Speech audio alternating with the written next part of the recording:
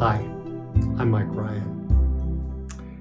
It's my pleasure to announce the publication of Turquoise in America, Part 3, Stories of Turquoise, 1990 to 2020.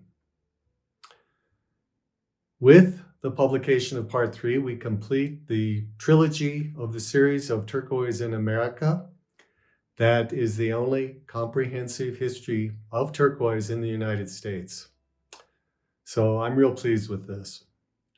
Now, I wrote this book all on my own, although Philip does provide the preface for the book.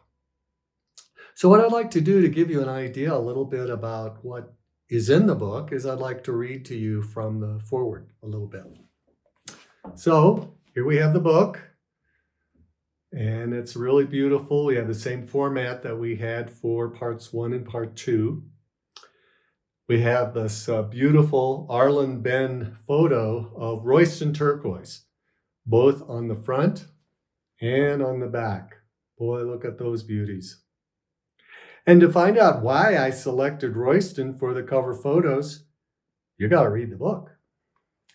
So let me read a little bit from the introduction, give you an idea a little bit about the book. There is an interesting aspect of history in that the closer in time one is to events, the more difficult it becomes to have an unbiased perspective.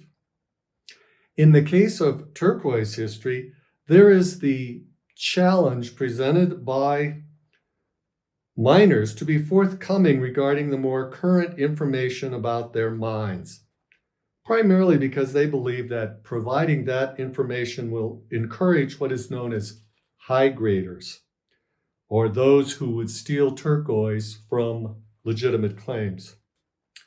This is a genuine concern, and one that must be factored into the cost accounting of the turquoise business model. Consequently, when I finished writing part 2, I had no intention of taking on another project to bring the history of turquoise to the present. So let me go on a little bit here. As mentioned, following the completion of part 2, I had no plan to write a part 3. I knew Philip was not interested in participating because of his own turquoise mining business, and also because his interest had been in the research of the older periods. Most importantly, I had no theme to capture my interest.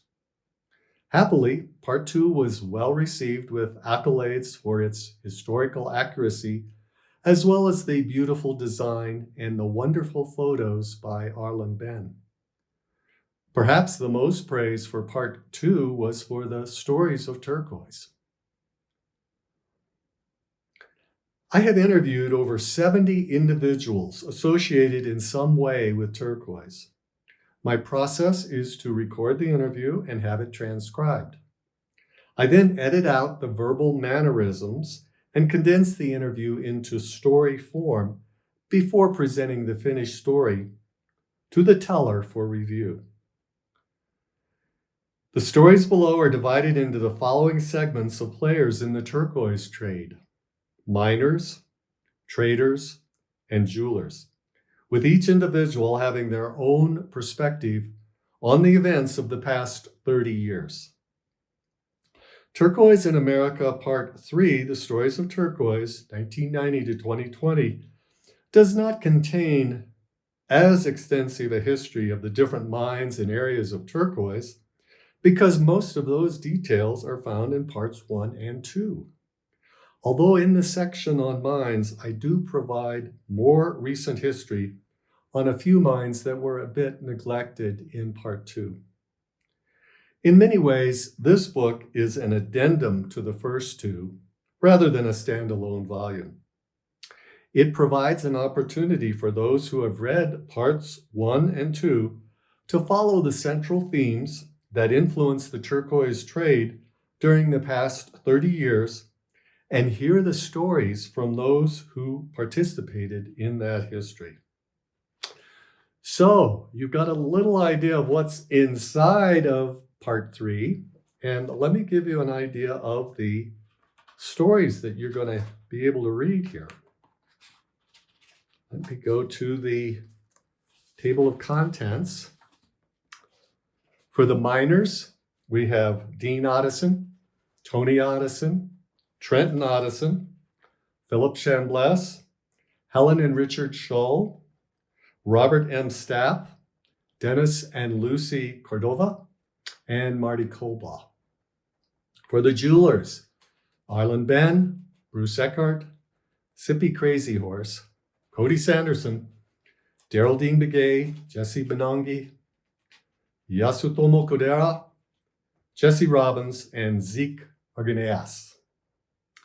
Finally, with the traders, Alston Neal, Bill Faust, Bob Bruscia, Gene Waddell, Jeff Ogg, John Huntress, John Crenna, Michael Morse Magui, Steve Harper, Dan Hyman, Josh Cheney, Hiroyuki Yoshida, Ernie Montoya, and Dayton Simmons. So you can see we have some very well-known people involved in telling their stories, and also some perhaps that are not as well-known. So the book is available on our website, turquoiseinamerica.com. And I hope those of you who have read parts 1 and 2 were able to pick up your copy so you can complete the trilogy. And for those of you who have not yet purchased part 1 and part 2, this would be a great opportunity to get the complete set. So thanks to everyone for the support, and thanks to all you turquoise lovers out there.